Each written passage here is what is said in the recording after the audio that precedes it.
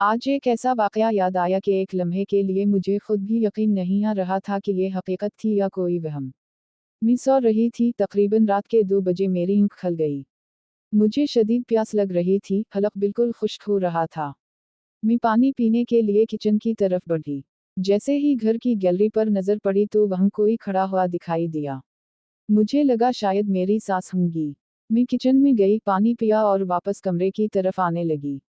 دوبارہ گیلری پر نظر پڑی تو وہی وجود اب بھی وہیں کھڑا تھا۔ میں نے آواز دی، امی، کیا ہوا؟ طبیعت تو ٹھیک ہے، آپ ادھر کیوں کھڑی ہیں؟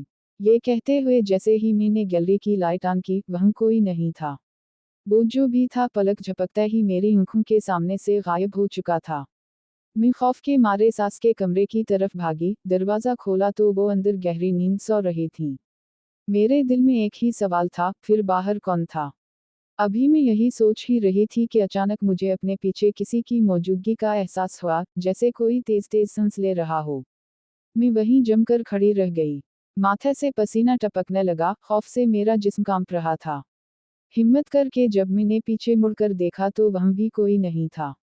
میں فوراً اپنے کمرے کی طرف بھاگی اور جلدی سے دروازہ بند کر لیا۔ دروازے کی آواز سے میرے شوہر کی آنکھ کھل گئی۔ وہ مجھے دیکھ کر گھبرا گئے اور پوچھنے لگے، سب خیریت تو ہے؟ میں نے انہیں سارا واقعہ سنا دیا۔ انہوں نے دروازہ کھولا اور باہر جا کر پورا گھر چیک کیا، مگر وہاں کوئی نہیں تھا، سوائے ایک بلی کے۔ وہ بلی نہ جانے کہاں سے ہمارے گھر میں گھس آئی تھی۔ میرے شوہر نے بڑی مشکل سے اسے باہر نکالا، مگر وہ بلی جانے کا نام ہی نہیں لے رہی تھی۔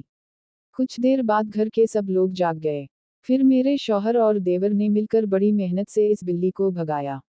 اگلی صبح میں نے ساس کو سارا قصہ سنایا تو انہوں نے کہا، شاید وہ عام بلی نہیں تھی، ہو سکتا ہے بلی کے روپ میں کوئی اور مخلوق ہو۔ یہ سن کر میں اور بھی سہم گئی۔ اب حال یہ ہے کہ اگر رات کو آنکھ کھل بھی جائے تو کمرے سے باہر نکلنے کی ہمت نہیں ہوتی۔ اس قصے کا مقصد محض کہانی بیان کرنا ہے۔ یہ قصہ صرف تفریح اور کہانی کے طور پر پیش کیا گیا ہے۔